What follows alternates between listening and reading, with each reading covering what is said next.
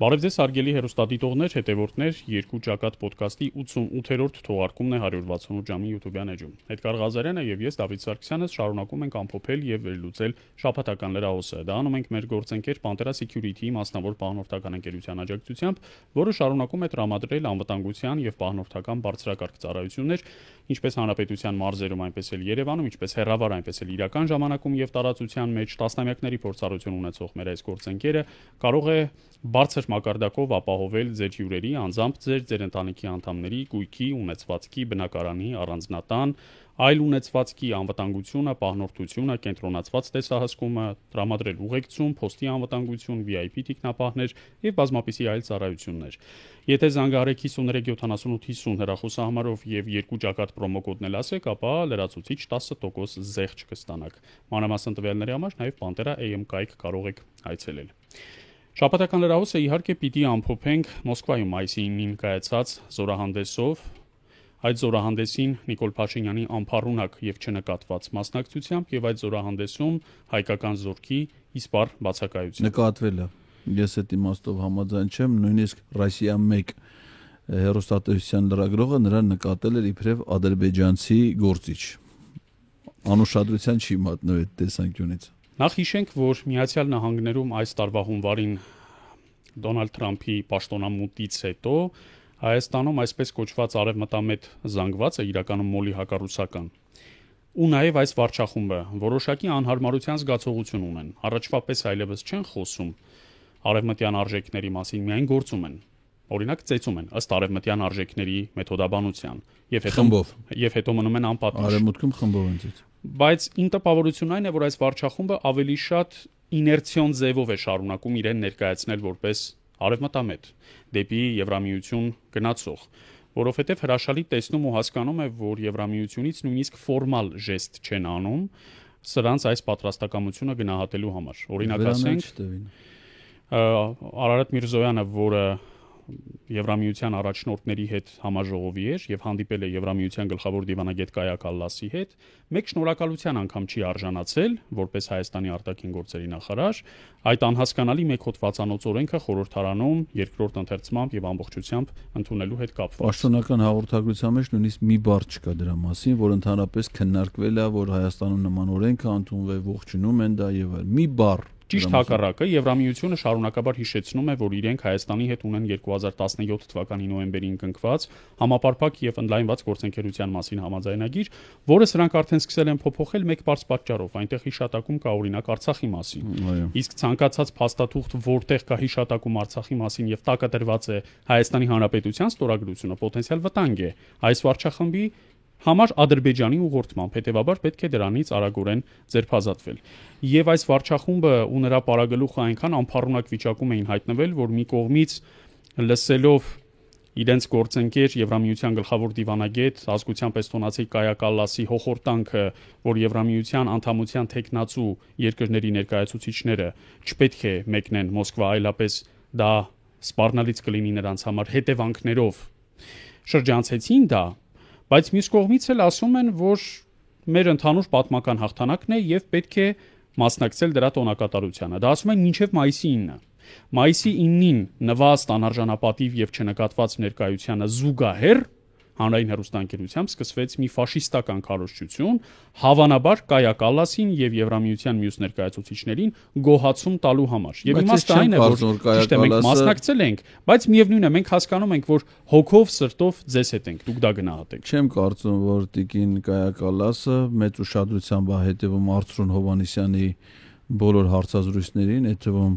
Պետրոս Ղազարյանի մասնակցությամբ, այդ թվում նաև Ղազարյան versus Ղազարյան վարկածով։ Ինձ թվում է դրանցից ոչ մեկն էլ ինքը չի նայում,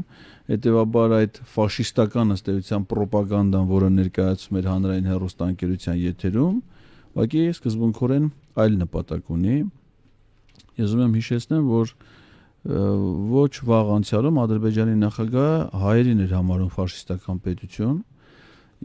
Հայաստանը որպես ֆաշիստական պետություն եւ հայ ժողովրդին որպես ֆաշիստներ ամբողջ այս ժամանակահատվածում, որ հայերը ընտրել են ֆաշիստական գաղափարախոսություն, դրանով են առաջնորդվել եւ այլն, եւ հանձնարարություն էր տվել Նիկոլ Փաշինյանին տապալելու ֆաշիզմը Հայաստանում, հակառակ դեպքում ինքը դա կիրականացնի։ Եվ հիմա հանրային հեռուստաընկերությունում հայկական բանակի զինվորական համազգեստը հագած մի հատ արարած, որը չգիտես ինչի հաղթանակի օրվա նվիրված ինքն է հրավիրում հարցազրույցի, երբ որ նա կարար հրավիրել պարտության օրվա, այդքասի հաղթանակի օրը տեսել ես հաղթանակի հետ կապ ունեցող մարդու խոսածն չէ, ոչ թե պարտության։ Պարտության խորհրդանիշը հաղթանակի օրը գալիս է նստում հանրային հեռուստաընկերություն եւ ասում է Հիտլերյան Գերմանիան դա ֆաշիստական Գերմանիա չի եղել։ Միֆ։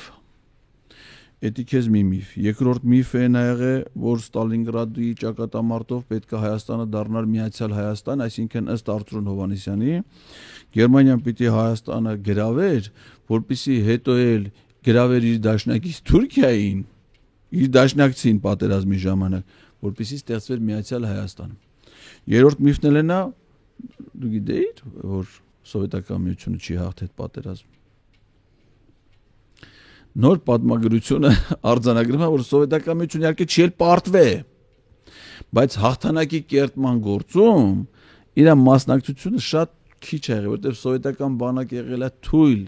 անկազմակերպ, վատ կազմակերպված, ռեսուրսներ չեն ունեցել, մոտոցիկլ, հեռախոսն ինչ է, հեռախոսել չեն ունում։ Սաղ Ամերիկանը տվել, սաղ Ամերիկան, ու այդ Միացյալ Նահանգների օգնությունը, որ սրանք ներկայացնում են, գիտես չէ ինչ է, օրենք են ընդունել, փողով տվել են, ոնց որ հիմա ոնց է Ուկրաինան 350 միլիարդը տվել են, ասեն հիմա արդեն փողերը հետ տալու ժամանակն է։ Ընդերքի պայմանագիրը կնքեցին Ուկրաինայի հետ, որպեսզի կարողանան իրենց տված ամբողջ ֆինանսական միջոցները հետ ստանան։ Նույն ձևին եղել է 41 թվականի այդ հայտնի օրենքը, Լենդ-լիզի մասին օրենքը, որը ընդամենը ծախել է իր ապրանքը դաշնակիցների վրա, ու ես ուզում եմ հիշեցնել նաև մեր հեռուստադիտողներին, որ դրանից առաջ Միացյալ Նահանգներում մեծ դեպրեսիան էր, այսինքն գերարտադրության ճգնաժամ էր, ապրանք արտադրել են չէին կարող ծախեին։ Հիմա այդ ամբողջ ապրանքը շուկայից պետպատվերով առնում են ու հետո Խորհրդային Միությունը, Միացյալ Թագավորությունը, Ֆրանսիան իրանց այդ փողը տա ու տվել են, երկար ժամանակ տվել են։ Սա ներկայացում է որպես Միացյալ Նահանգների հաղթանակ։ Դե նման փորձերին իհարկե պետք է շատ անլուրջ մոտենալ։ Աշխարհում այսօր կան հազարավոր մարդիկ, որոնք պնդում են, որ երկրագունդը հարթ է, եւ գիտնականները մեզ արդեն մի քանի դար շարունակ խաբում են։ Մոտավորապես նույն տրամաբանությամբ է պետք մոտենալ կեղծ սենսացիա ստանալու նման փորձերին։ Ես համոզված եմ, որ շատ արագ այս փորձերը գնալու մոռացվելու են, իսկ ակադեմիական պատմագրությունը իր խոսքը վաղուց ասել է եւ հազարավոր մենագրություններ կան երկրորդ աշխարհամարտի եւ խորհրդային միության հայրենական մեծ պատերազմի ընթացքի մասին ժամ առ ժամ նկարագրված։ Այստեղ որևէ հեծանիվ հայտնագործելու կարիք չկա։ Հեծանիվ էլ ասացի, որովհետեւ Փաշինյանի համար առանձնահատուկ հոգի առազատ սիմվոլ է։ Արծրունը նաեւ ասաց, որ ինքը գիրք է գրել եւ իր գրքում այդ իր ասածները նշել անեց, որ քո ասած պատմագիտական ժառանգությունը այլևս կորցրել է իր արդիականությունը, համաշխարհային պատմագրությունը, որովհետեւ Արծրուն Հովհաննիսյանը արդեն գիրք ունի եւ իր գրքում եզրահանգումներ արել է։ Այն ինչ դու ասում ես, ընդհանուր առմամբ հետխորհրդային 4-5 երկրում վերջին 35 տարում ընդունված մոտեցում է։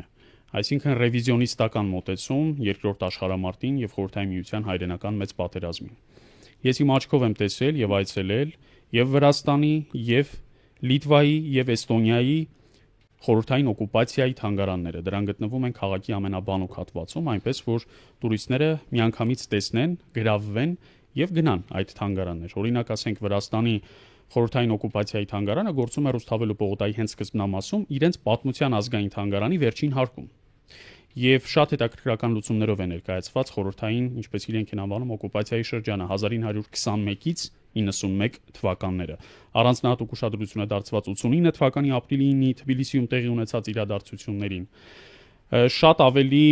արմատական մոտեցում կա Մերձբալթյան հանրապետություններում, նաև Մոլդովայում վերջին տարիներին եւ բնականաբար Ուկրաինայում պայմանավորված ռուս-ուկրաինական հակամարտությամբ։ Բայց մեկ բան հստակ է, եթե այդ բոլոր երկրները իրենց ինքնիշխանության ընկալման հանգույն են փորձում վերախմբագրել պատմությունը, ապա մեզ մոտ դա արվում է բացառապես մեկ նպատակով՝ Թուրքիայի թելադրանքով։ Ինչու է քո նշած անձը հանրային հեռուստաընկերության եթերում առանձնահատուկ կարևորում Թուրքիայի գործոնը։ Ինչու է խոսում իբր Թուրքիայի տարածքի վրա Միացյալ Հայաստան կազմելու նացիստական Գերմանիայի ծրագրի հավանականության մասին, մի բան, որ ակադեմիական պատմագրության մեջ այո Գերտրուդա օպերացիա է կոչվում։ Մեկ պարզ պատճառով, ցույց տալու, որ Երրորդ Ռայխի հաղթանակի, ընդհանուր առմամբ ասենք Թուրքիայի տարածքում հայերի հանգրվան ստեղծելու 19-րդ դարավերջին դա կոչվում էր հայկական օջախ։ Հեռանկարը շատ ավելի գրավիչ կլիներ հայերի համար, քան խորհրդային Հայաստանը, որը իրեությամբ բռնատիրական տոտալիտար երկիր էր, որտեղ ոչ արդյունաբերություն կար, ոչ կրթություն, ոչ մշակույթ, ոչ առողջապահություն, ոչ ժողովրդագրություն, ոչինչ չկար։ Եվ ահա չարի կայսրություն խորհրդային միության կազմից ազատագրելու համար է ահա, որ Երրորդ Ռայխը եւ Թուրքիան համատեղ կարող են Միացյալ Հայաստանի ծրագիր հղանալ։ Սա իհարկե ծիծաղելի է պատմություն քիչ թե շատ ուսումնասիրած մարդկանց համար, բայց կրկնում եմ, եթե ֆինները, մոլդովացիները, ուկրաինացիները, լեհերը, էստոնացիները եւ նույնիսկ վրացիները իրենց նորագույն պատմությունը վերջին 200 տարվա խմբագրում են, ելնելով իրենց ինքնիշխանության սեփական ընկալումներից, Ռուսաստանից դիստանցավորվելու, նրանից կախվածությունը նվազեցնելու հեռանկարից, ապա այս վարչախումբը Հայաստանի Հանրապետության փաստացի իշխանությունը դա անում է բացառապես Թուրքիայից կախվածությունն ավելի մեծացնելու համար։ Սա հերթական ռևերանսն է Էրդողանին, անձամբ Էրդողանին եւ թուրքական իշխանությանը, որ Հայաստանում մենք պատրաստ ենք վերանայելու բոլոր շրջափուլերի պատմությունը եւ հայոց ցեղասպանության եւ դրան նախորդած ու հաջորդած իրադարձությունների եւ մեր մեծ հայրենազրկման ու միլիոնավոր հայերի կոտորածի գլխավորը անկախության վերականգնման եւ երկրորդ աշխարհամարտում Թուրքիայի հնարավոր մասնակցության, որը փաստագրված է, որի մասին նոր բաներ հորինելու կարիք չկա, եւ Արցախյան վերջին պատերազմում Թուրքիայի աննախադեպ ծավալի մասնակցության։ Այս բոլոր հանգամանքները հենց Հայաստանի ձեռամբ են դրվում կասկածի։ Անկախության նրճակագիրը, Ղարաբաղյան շարժումը, դա էլ է չէ թիրախում, որ Նիկոլ Փաշինյանն ասում է Ղարաբաղյան շարժումը այլևս չի կարող լինել, չի կարող գոյություն ունենալ, պետք է մոռանալ Ղարաբաղյան շարժման, Արցախի Հայաստանի վերամիավորման, Ղարաբաղյան պայքարի, Արցախյան ազատամարտի, հետել է որպես պատմություն ջնջվում է, չէ, մեր կյանքից հեռացվում է, դրա մասին այլևս չի խոսում, ասենք օրինակ դու ուշադրություն դարձել ես, որ մայիսի 8-ը, որը մեր տոների եւ հիշատակի օրերի մասին օրենքով նշվում է որպես պետական տոն, երկրապահի օր, ի նշանավորում են Շուշիի ազատագրման եւ Արցախի պաշտպանության բանակի կազմավորման, ոչ մի պաշտոնյա ուղերձ չի եղել պետական տոնի առիթով։ Անկամ պաշտպանության նախարար Սուրեն Պապիկյանի ուղերձ պաշտպանության նախարարության կայքում մայիսի 8-ի տոնի առիթով գոյություն չունի։ Այն դեպքում, երբ որ դրան նախորդող կառավարության նիստում 234 միլիոն դրամ փող են հատկացրել երկրապահ կամավորականների միությանը, բայց նույնիսկ իրենց տոնը չի հիշատակվում պետական մակարդակով։ Այդ չասեմ, որ որևէ այցելություն պետական մակարդակով Եռաբլուր Փարքի Պանթեոն ոչ մայիսի 8-ին, ոչ մայիսի 9-ին տեղի չի ունեցել։ Ես նախորդ թեմատիկ զրույցում 168.am-ի YouTube-յան ալիքում ներկայացրել էի Նիկոլ Փաշինյանի ուղերձների եւ պաշտոնական հաղորդագրությունների քրոնոլոգիան 18 թվականի հենց սկսած մայիսի 9-ից, երբ որ ինքը առաջի այցելությունը կատարեց Ստեփանակերտ, 19 թվական, 20 թվական ու ոնց որ մեկը հետ է գալի 21-ից հետո։ 21-ին դեռևս ինքը ասում է, «Էլ Արցախ չի գնում», բայց ասում է, «Կեցցե Արցախի հանրապետությունը»։ Դեռ երրատոնի մասին հələ խոսք կա, որովհետև հələ 22 թվականի հոկտեմբերի 6-ը չկա։ 23-ից այլևս մայիսինի ոչ մի հիշատակում։ Ամփոփելով պատմության վերախմբագրման խղճուկ փորձերի թեման, ես նման համեմատություն կտանեի։ 70-ական թվականներին Խորհրդային Միության, այդ թվում Հայկական Խորհրդային Սոցիալիստական Հանրապետության միջնակարգ դպրոցներում պատմության դասընթացի մեջ ներառված էր այն ժամանակվա խորհրդային առաջնորդ Լեոնիդ Իլիչ Բրեժնևի գրքերի ուսումնասիրումը «Մալая земля», «Целина» եւ Բրեժնևը, որը մասնակցել էր երկրորդ աշխարհամարտին, հայրենական մեծ պատերազմին, իրեն եւ իր կերպարը ներկայացնում էր որպես որոշակի ճակատագրական նշանակություն ունեցած, ինչը իհարկե շատ ծիծաղելի էր եւ արդեն իր կյանքի ու պաշտոնավարման օրոք Խորհրդային Միությունում բազմաթիվ անեկդոտներ կային նրա մասին, որոնք ճիշտ է խոհանոցներում էին պատմվում կամ պատերի տակ, ոչ հրապարակայինորեն, բայց ընդհանուր առմամբ կար այդ անձի որոշակիորեն սարկաստիկ կոմիկ ընկալում խորհրդային հանրության Բան կողմից։ հիշեցի Հակոբ Ասլանյանի 3 պատերազմներում։ Ինչու եմ սա ասում։ Նույն տրամաբանությամբ Փաշինյանը կարող է Էրդողանի իրեն նվիրած ավելի արդար աշխարհ հնարավոր է անվանումը կրող գիրքը ներառել հայոց պատմության դպրոցական դասագրքի ծրագրի մեջ։ Փառքաստու կգտնվեն պատմաբան մասնագետներ, որոնք մեծ պատրաստակամությամբ դա կանեն։ Մենք դա տեսել ենք 2018 թվականից սկսած։ Սմբատը։ Թե որքան հետևողականորեն են խմբագրել իրենց նախկին տեքստերը։ Դու դեռ ասում ես մի մասնագետի անուն, որը սրանց օրոք է սկսել դպրոցական դասագրքեր գրել կամ շահել է հաղթել է այդ մրցույթներում։ Բայց ցավոք սրտի գտնվում են նաև ակադեմիական պատմաբաններ, որոնք իրենք արագորեն փոխում էին նախկինում տասնամյակներ շարունակ ընդունված պատումները երրորդ հանրապետության պատմության մասին։ Օրինակ նույն անձինք մարտի 1-ի իրադարձությունների մասին տրամագծորեն հակառակ պնդումներ էին անում արդեն դպրոցական, բուհական, ոչ դպրոցական դասագրքերում։ Հետևաբար Էրդողանի գրքի եւ այդ սյուժեի վկայակոչումը մեկին մեկ է մեր շատ ոչ բոլոր, բայց շատ պատմաբանների համար։ Մենք տեսել ենք, թե ինչպես է մեր ակադեմիական պատմագիտությունը, պատմագիտական հանրույթը լռությամբ ընդունում հայոց ցեղասպանության փաստացի ուրացման, ժխտման, դրա հանգամանքները կասկածի տակ դնող այս վարչախմբի պարագլխի հայտարարությունները։ Ես առանձնապես ակտիվություն չեմ տեսել նաև մեծ հայրենականի հաղթանակը կասկածի տակ դնող հանրային հեռուստաընկերության առնվազն 2 հաղորդումից հետո, մեկը քո նշած անձի հետ, մյուսն էլ արդեն մեծ բանավեճ կոչվող հաղորդման ընթացքում, որի բոլոր 4 մասնակիցները նույն բանն էին ասում, թե որտեղ էր այդտեղ բանավեճը, ճիշտ ասած դժվար էր ասել։ Եվ երիտասարդ հաղորդավարուհին պնդում էր, որ չուզելով են խորհրդային քաղաքացիները գնացել են։ Դասալքություն է, այնտեղ է հայերը բոլոր պատերազմներում էլ այս բանի դասալիկն է։ Ու այդ մեծ բանավեճի մեջ ընդ որում այնտեղ ոնց որ մեկն էր պատմաբանն էլ երիտասարդ հələ ոչ հեղինակավոր ճանաչում։ Մնացածը թե պատմությանը օրինակ ասենք Լիլիթ Դալաքյանի պատմաբան կամ ընդդեմ ընտանեկան հարուստ ավանդույթներ ունի, նրա ընտանիքում շատ են խոսել հավանաբար պատմության մասին։ Երևի։ Օրինակ կուսակցություններ փոխելու հարուստ պատմություն կա այդ ընտանիքում։ Կա։ Այնտեղ մի հատ տղակ այն առաջին արքոմեդիում ասում են Միսթեր Բին, որ բանը նման։ Նա մասնագիտությամբ գիտես ով է։ Ռուսաց լեզվի եւ գրականության մասնագետ։ Հայաստանում բացառիկ բան կա, բոլոր հակառուսները ռուսախոս են, կամ էլ ռուսական ակցենտով են հայերեն խոսում, եւ նրանց մեծ մասը անգլերենին չի տիրապետում, բայց արևմտամետ են։ Բանն է մեջներից լավ անգլերենը, Հոպլոն շատ լավ անգլերեն գիտի, ինքը մաքուր անգլերեն է խոսում, ուղղակի իրանը օրիգինալ անգլերեն է, մենակ ինքն է հասկանում։ Ոչ մեկ այդ անգլերեն իրանից բացի ես Լևոն Շիրինյանի անգլերենն եմ հատկապես հավանում։ Նա դա լավ է։ Մի քիչ ակցենտ ունի, բայց ընդհանուր առմամբ միջազգային ֆորումներում տեսել եմ Ջեֆրի Սաքսի կողքը, Միրշայմերի կողքը, նա որպես Հայաստանի քաղաքագիտական հանրույթի ներկայացուցիչ, պրոֆեսոր, հանրային հեռուստաընկերությունում կանչել են ռուսաց լեզվի եւ գրականության մասնագիտություն ունեցող մարդուն, որը ոչ քաղաքագետ է, ոչ դիվանագետ է, ոչ պատմաբան է, ոչ ռազմագետ է, որ ինքը հանրային հեռուստաընկերությունից մեր ժողովրդին ներկայացնի հայրենական մեծ պատերազմի պատմություն։ Իդեպ Արմեն Գրիգորյանն էլ անվտանգության խորհրդի քարտուղար։ Բացի դրանից, որ հրաժարվում էր Եռատոնի խորհրդից, լինելով արցախցի եւ ամուսնացած լինելով Շուշիում, ազատագրված Շուշիում, որ եղել էր մայիսի 8-ին, ասում է մայիսի 9-ը ուշադիր երկրորդ համաշխարհային պատերազմում զոհվածների հիշատակի օրն է։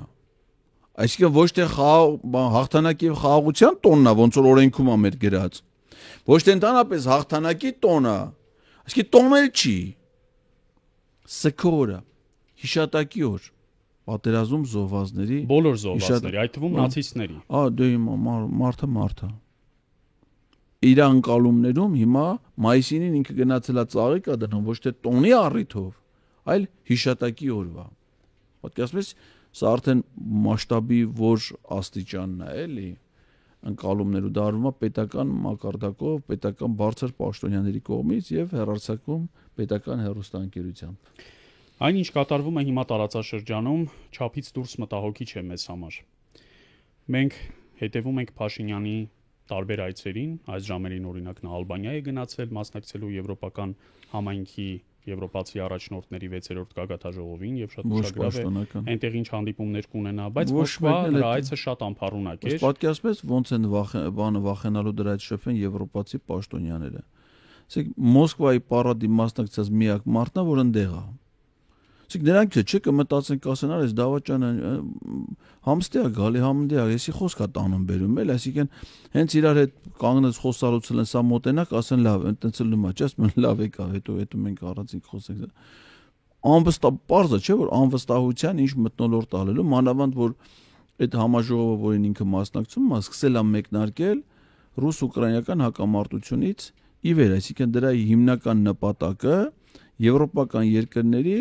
համախմբված ջանքերն են Ռուսաստանի դեմ գործողություններում կլինեն Ուկրաինայի ռազմական օգնության տրամադրելու իմաստով, կլինեն քաղաքական, տնտեսական պատժամիջոցներ Ռուսաստանի դեմ եւ այլն։ Հիմա ասենք թե ինքը վազում աստե, վազում անդե։ Հիմա այդ մարդը գիտեն, չէ, որ Հայաստանը հապկից դեռևս դուրս չի եկել, այսինքն սառեցրել է դեսպան ուղարկումա թե չէ, կապ չունի։ Պայմանագրով դու հանդիսանում ես այդ կազմակերպության անդամ։ Ու հապկի անդամ միակ երկրի ղեկավարն է, որ ընդեղ է։ Ես կարծում եմ Փաշինյանը շատ արժեքավոր խորհուրդներ ունի տալու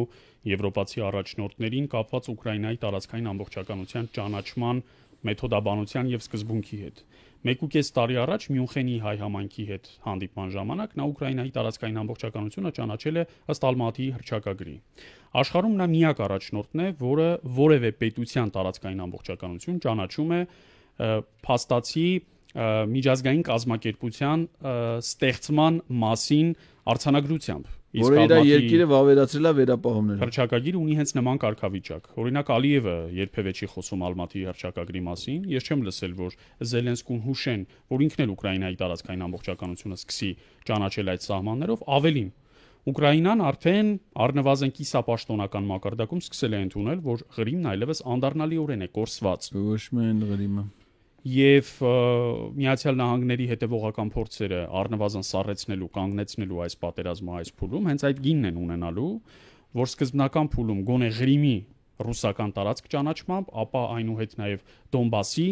ռուսական, բայց հատուկ կարգավիճակի արձանագրմամբ, Ուկրաինայի ապա ռազմականացմամբ, զինաթափմամբ, նրա նեյտրալ արտադաշինքային կարգավիճակի արձանագրմամբ հնարավոր է լինելու այս հակամարտությանը վերջ դնել։ Եվ այն, որ Զելենսկին այդքան հրատապ ժամանեց Ստամբուլ բանակցությունների վայր եւ պահանջեց այնտեղ Պուտինի ներկայությունը, չընդունելով այդ պատվիրակության ղեկավար Մեդինսկուն եւ ասելով, որ ինքը առնվազն համազոր կարգավիճակի հետ է ուզում բանակցել, ցույց է տալիս նրա րոպե առաջ, վայրկյան առաջ այս պատերազմը ամեն գնով դադարեցնելու պատրաստակամությունը եւ ցանկությունը, իսկ այդ ազդակը շատ հստակ նրան ուղղվել է 2 անգամ Դոնալդ Թրամփի կողմից նրա այդ անձնական հանդիպումների ժամանակ։ Առաջինը, ինչպես հիշում ես, Սպիտակ տանը խայտարակ հանդիպանը, երկրորդը օրեր առաջ Հռոմի Պապի հուղարկավորության արարողությանը, երբ ակնհայտ դարձավ, որ Միացյալ Նահանգները ինքն է Ուկրաինային պարտադրում հրաժարվել իր կորսված տարածքները հետ բերելու փորձից անգամ, երբևէ դրանք դարձել ուկրաինացիներու փորձից։ Ու այս ֆոնին, այո, գտնվում է մեկը, որը մի կողմից ասում է, որ հապկը մեր անվտանգության սպառնալիքն է, սա իր ուղիղ արտահայտությունն է, միաժամանակ դուրս չի գալիս այդ կազմակերպությունից, գնում է արարողակարգային այց է անում Մոսկվա, նստեցնում են ամենավատ, ամենավոչ նշանակալից ու իր համար ամենաանցանկալի չի կազմակերպվում առանձնազրույց որևէ պետության առաջնորդի հետ, նա չի ունենում որևէ մեկի հետ այդտեղ հանդիպում, Չինաստանի նախագահ Սի Ցինփինը նույնիսկ արհամարում է նրան եւ չի բարևում ընդհանուր շարքում, հետո նա ստիպված մոտենում է եւ մի լուսանկար է ստանում Չինաստանի առաջնորդի հետ եւ փաստորեն կամ ըստ ամենայնի այդ պորտկումը, այդ բարկությունը, այդ ջղայնությունը հագուրտ տալու նպատակով ենթադրաբար նույնիսկ Մոսկվայից հրահանգում է հիմա էլ արդեն հալածել ամեն կերպ, աղճատել, աղավաղել երկրորդ աշխարհամարտի եւ Խորհրդային Միության հայրենական մեծ պատերազմի ու դրանում հայ ժողովրդի հերոսական մասնակցության հետ կապված մեր հավաքական պատմական հիշողությունը։ Հիմա այսքան բանից հետո որևէ պետության առաջնորդ սրան ինչպես պիտի ընկալի մեր երկրի սուբյեկտայնության մասին, ինչ պատկերացում պիտի կազմի, ինչ պիտի մտածի սրա հետ ձեռք սեղման ժամանակ, դրա հետ կնքած որևէ փաստաթղթում դրա դրած ստորագրության արժեքի մասին։ Դավիթ ջան, բոլոր պետությունների ղեկավարները, օրինակ ովքեր հիմա կան այս կադրում, ունեն մի քանի օգնականներ, ունեն խորհրդականներ, չէ, իրանց հետ անմիջապես աշխատող աշխատակիցներ։ Հիմա պատկերացրու, ասենք Չինաստանի նախագահի, Չինաստանը կարող ընդհանրապես չի հիշատակեն իր համար, ասենք Ղազախստանի օգնական օթանավում է, որ միշտ օթանավում քիչ ազատ ժամանակ լինում է, չէ՞, հանգի ոչ այնա քունը տանում է քնի, ոչ այնա աշխատի, օգնականը բերում է հեռախոս ասում է պարոն նախագահ, այս Հայաստանի վարչապետն է Նիկոլ Փաշյան ազգային ժողովում հլնայեք իր այն Հիմա ասենք դա այդ մի քանի վայրկյան Դրանից մի քանի ժամ առաջ էր եղել իդեպ դա Ասենք այդ ռիլը ցույց է տալի այս Ղազախստանի նախագահը նայում է Հիմա պատկերացրու այդ Ղազախստանի նախագահը դու ես երբևէ որևէ առիթով իրան որ տեսնես կարաս դու դրան լուրջ մարդու տեղ դնես լուրջ մարդու պես վերաբերվես ասես լավ պետության ղեկավարը հիմա բացառված բանա չէ հոգեբանորեն չես կարող այսինքն ինքը ընտրել է մի հատ կերպար մի հատ կարգավիճակ որ որևէ մեկը նրան այլևս չի կարա լուրջ ընդունի հիմա ասենք բոլորս է մարդ ենք չէ ամենքս մեր միջավայրում ինչ-որ ամենքս մի բան մի տեղից սովորում ենք, չէ։ Հիմա աշխարհի բոլոր մարդիկ գիտեն, որ եթե եղանակը այնպիսին է, որ ցուրտ չի, որ եթե դու վերարկու չես հագի, Անդրեվանով չես հագի, պետք է գլխարկ չդնես, այսինքն միայն կոստյում հագած մարդը գլխարկ չի դնում, տենց քաղաքավարական նորմ, տենց կարգավորում չկա, չէ, այսինքն աշկյա զառնում են մարդը, ով որ միայն կոստյումով է ու գլխարկով Են դեպքում, երբ որ հյուրանոցից նստել է ավտոն, եկել է իրան իջացրել են կարմիր ուղեգորգի վրա, ընդամենը 30 մետր լավ եղանակին պիտի ուղեգորգով քայլի, մտնի շենք։ Ասենք այդ գլխարկը դնելու։ Այդ կադրը տենում է, չէ՞, մյուս նախագահան ավտոյի մեջ հերթով ես տեսել եմ, էլ այտենց արարողությունների մասնակցել եմ։ Պրոտոկոլը մեքենաներին մի գծի վրա շարում է հերթով մոտենում Հիմա այն հերթի մեջ նստած նախագահը հեռախոսով նայում է թե ուղի եթերով մի կը նայում ասես գլխարկը չի է դրել Հիմա այդ գլխարկը դրած մարդուն նա ոնց կարա լուրջ վերաբերվի էլի բացառված բան է Եվ դրա համար էլ ասում են ով է սա ոչ պետությունն է այս պետություն որ բոլոր երկրների համար հետաքրություն ներկայացնի ոչ օրակարգ ունի ոչ կարևոր է որևէ մեկի համար ոչ այդ երկիրը տնեց ապրանք հարտադրում որից նրանք կախվածություն ունենան ոչ ինչ որ ով ես դու ընդհանուր ոչ էլ ասենք մարդկային որևէ հատկանիշ ունես որ գոնե ասեն այնուամենայնիվ լավ մարդ է էլի չգիտեմ մնաց լավ կերպարադրական հետաքրքիր է իր հետ շփվելը չէ գոն ոչ մի հատկանիշ չունեցող արարած դրա համար նա կարա հաջորդ օրը գա այդ կապան տգետների դպրոց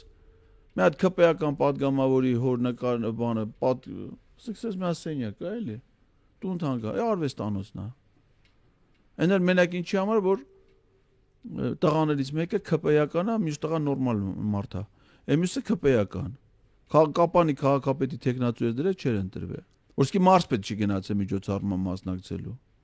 Տգետների դպրոց դաս հեծանիվ քշիկա բայց հեծանիվ քշելու կադրը տեսած երկրի ղեկավար դրա ոնց կարա լուրջ մարդու տեղ ընդունի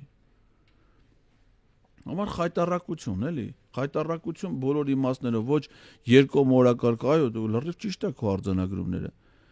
նման դեպքերում երբ որ պետության համար կարևոր նշանակալի իրադարձության համար պաշտոնական պատվիրակություններ են ժամանում երկրի ղեկավարը գոնե քաղաքավարական ձևաչափում երկում ձևաչափում ընդունելություն անում այսինքն մի 15 րոպե գոնե նստում նկարվում են որ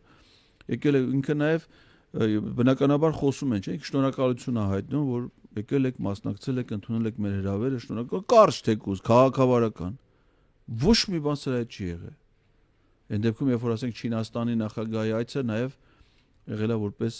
պաշտոնական այց բանակցություններ են եղել ընդլայնված կազմերով համաձայնագրեր են ստորագրվել դե միայն Չինաստանը Եգիպտոսը մայիսի 7-ից պատվիրակություններ կան որ Մոսկվայում են գտնվում մայիսի 7-ից ու հանդիպումներ են ունեցել երկկողմ ձևաչափով Ռուսաստանի նախագահի հետ բացի Իրանից եթե չէիր գնում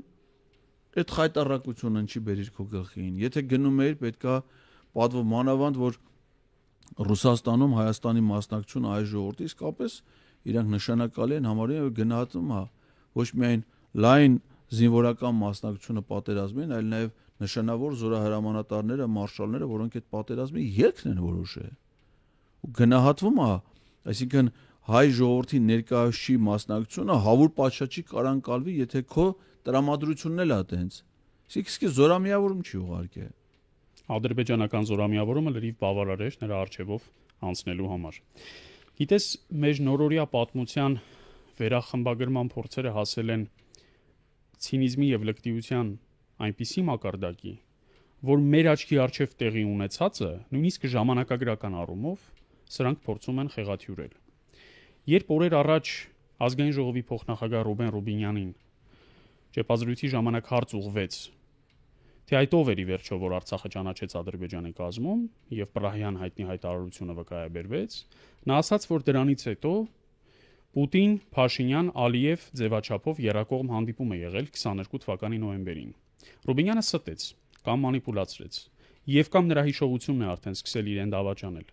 որովհետեւ Պուտին, Ալիև, Փաշինյան վերջին երակողմ հանդիպումը տեղի ունեցել 2021 թվականի նոյեմբերին, ոչ թե 22-ի նոյեմբերին։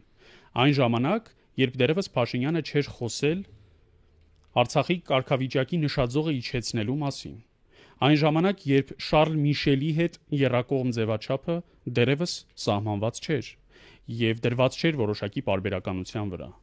21 թվականի նոյեմբերից, իսկ ավելի կոնկրետ, ավելի հստակ 22 թվականի ապրիլից սկսած, երբ Փաշինյանը խոսեց նշաձողի իջեցման անհրաժեշտության մասին,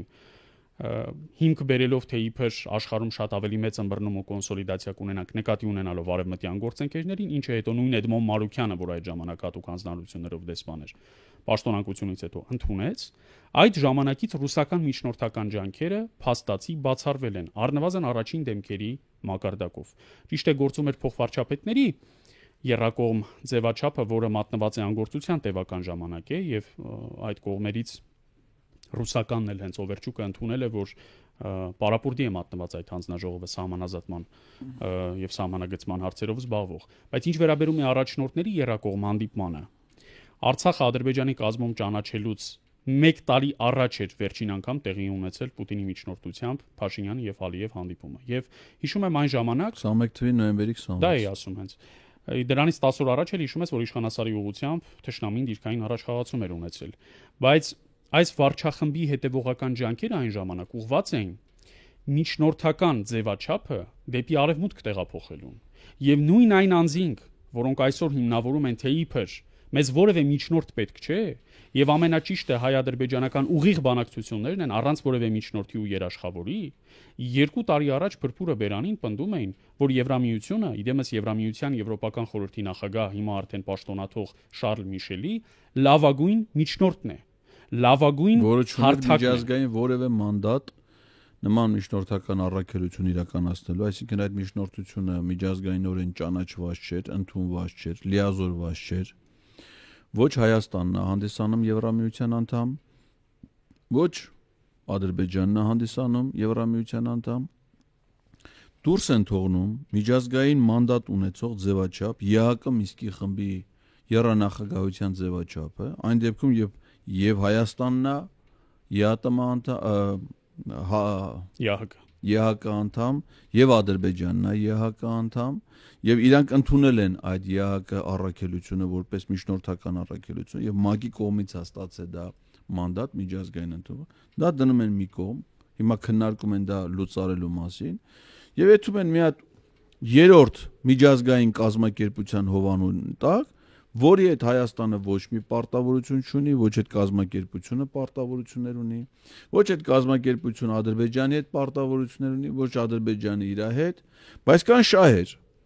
Շահեր են աստիճան են, որ Եվրամիության պաշտոնյան է գնում Բաքու գազային համաձայնագիր կնքում Ադրբեջանի հետ, այլ նույնիսկ Ադրբեջանը չի գնում եւ Իլհամ Ալիևի իր հարցազրույցից մեկը ասում է, իրանք մեր օգնության կարիք ունեին։ Մենք էլ ասեցինք, խարաշո։ Կօգնենք ձեզ։ Այսինքն մնացել է միայն շահերը, շահերի ուղղվածությունն էլ ստե եւ լրիվ տեղին էր քո հիշատակումը նոյեմբերի 26-ի 21 թվականի, դրանից ընդամենը մի քանի օր հետո դեկտեմբերի 14-ին է տեղի ունեցել Շարլ Միշելի հովանու ներքո առաջի հանդիպումը Բրյուսելում, Փաշինյան, Իլհամ Ալիև, Շարլ Միշել, դեկտեմբերի 14-21 թիվ, որից հետո այլևս ռուսական մասնակցությամբ ոչ մի հանդիպում չի եղել, մնացած բոլոր հանդիպումները մինչև հոկտեմբերի 6-22 թիվ եղել են բացառապես Շարլ Միշելի հովանու ներքո, բացառապես։ Իսկ առաջի հանդիպումից հետո նա գալիս է եւ փոխում է դեկտեմբերի 17-ին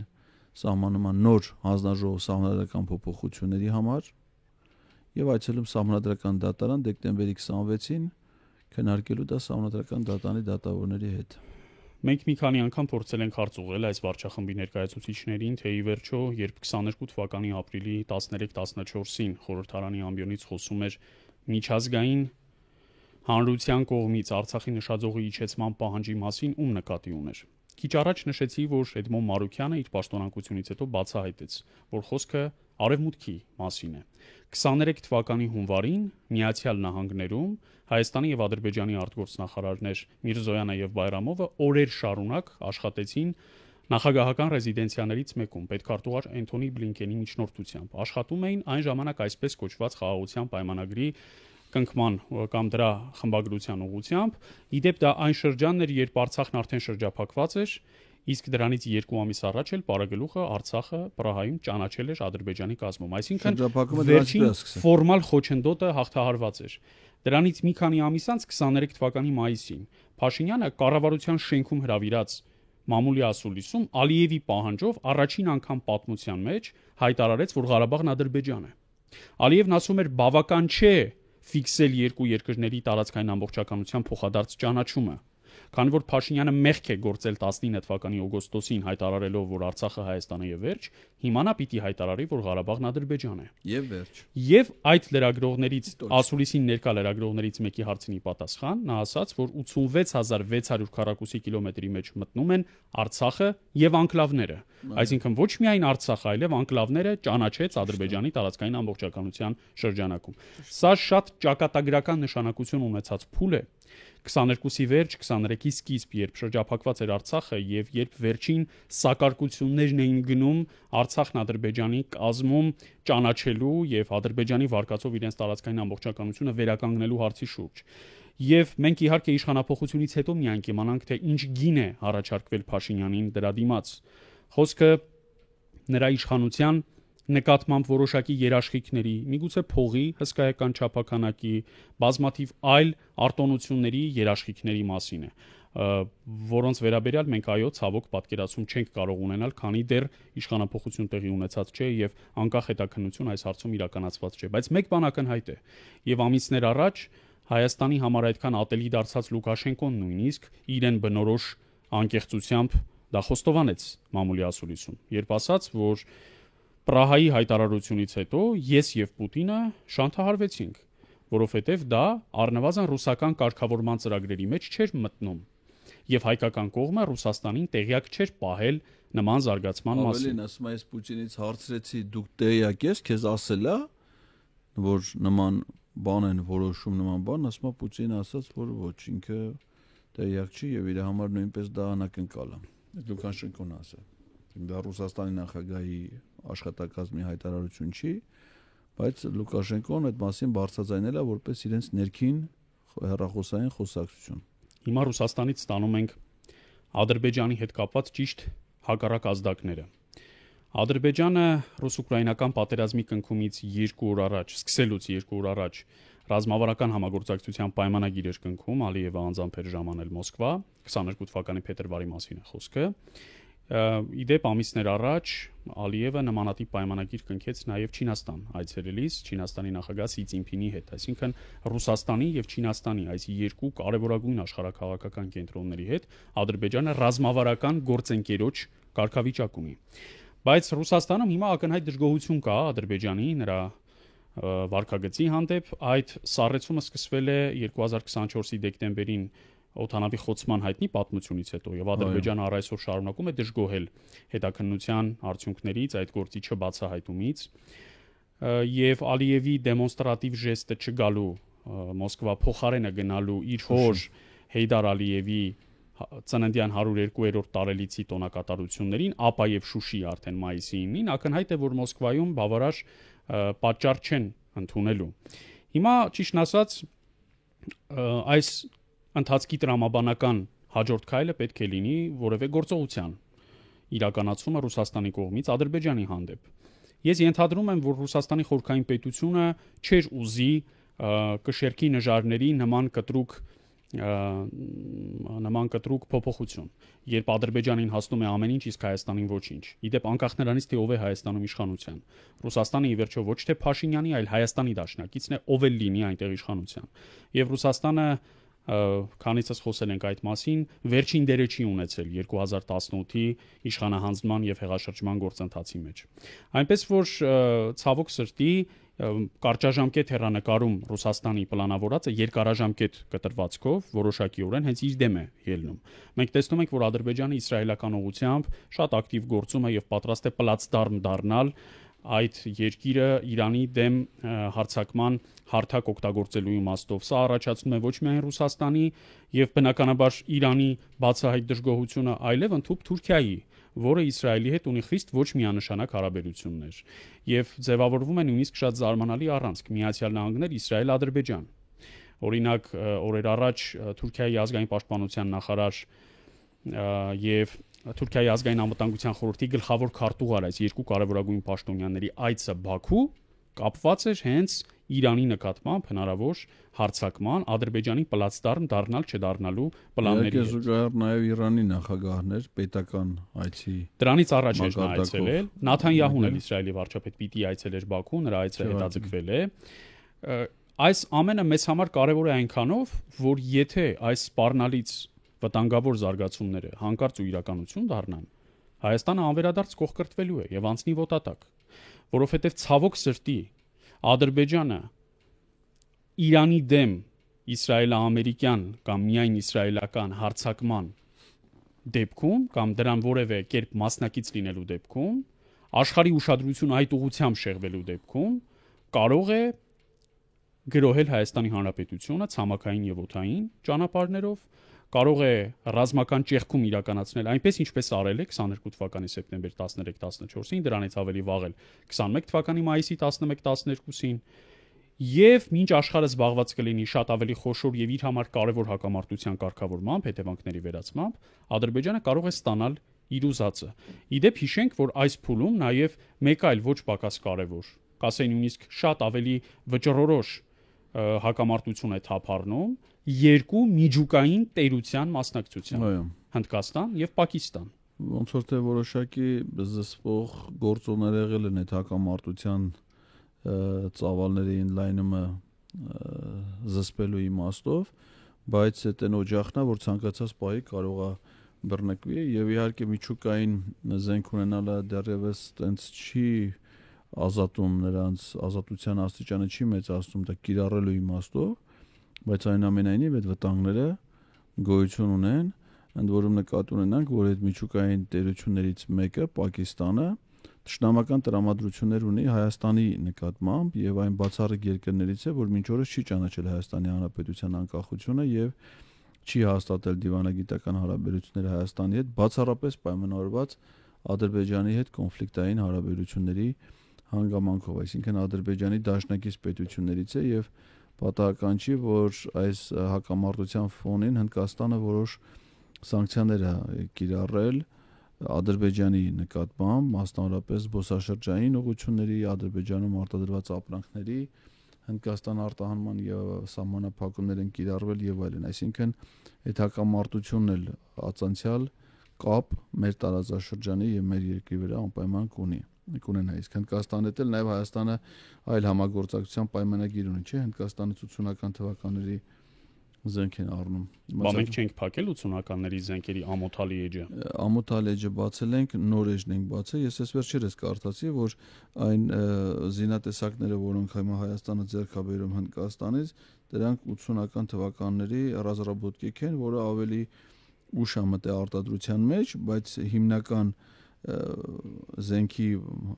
ձեռք ստեղծման գործընթացը ավարտվել է 83 թվականին։ Բայց դա ամոթալի էջ չի։ Չէ, դա նորագույն էջն է։ Նոր 80-ականներն 21-րդ դարի։ Մենք այսօր թվարկեցինք մի քանի կարևորագույն կոնֆլիկտ, որ հենց մեր քթի տակ են մոլեգնում այս պահին, մեծ իմաստով մեծ մերձավոր արևելքում եւ եվրասիական տարածաշրջանում՝ Հնդկաստան, Պակիստան, Իրան, Իսրայել, Ռուսաստան, Ուկրաինա,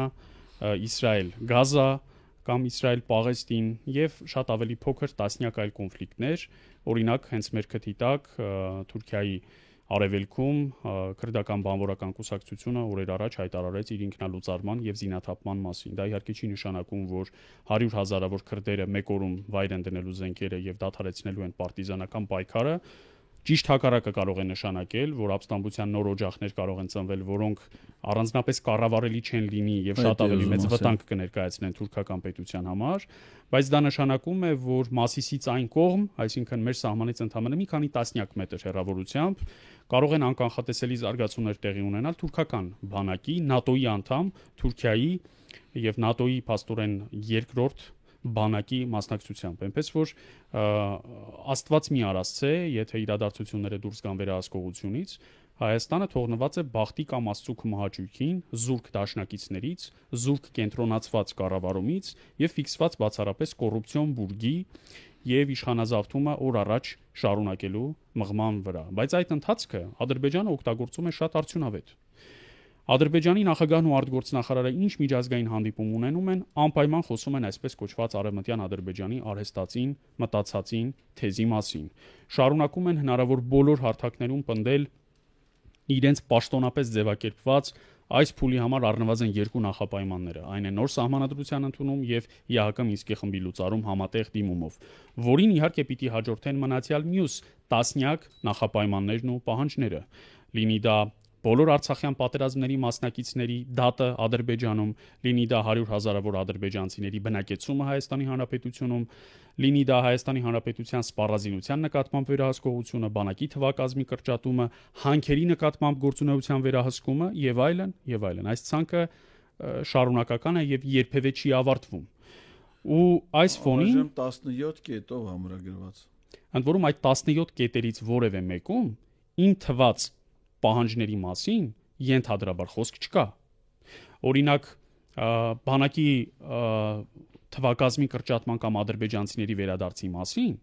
այդ պայմանագրում կարող է խոսք չլինել։ Չկա։ Բայց այդ պայմանագիրը, որը ամբողջապես բանակը կլինի ադրբեջանական արտգործնախարարության կամոք եւ այդտեղ գրված փաստաթուղթ է,